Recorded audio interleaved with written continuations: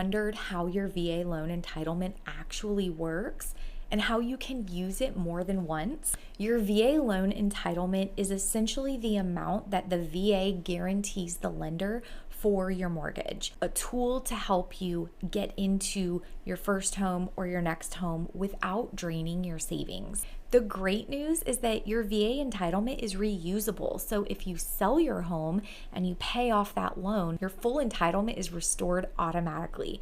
But if you keep that home as a rental and you didn't pay off the loan, then you may only have partial entitlement for your next home purchase, which may still mean a zero down payment again. You just have to look. Here's how to use your entitlement strategically during a PCS. First, you want to check your current entitlement. So your lender will pull the certificate of eligibility and then calculate your purchase price, often using the BAH in that area to help determine your budget.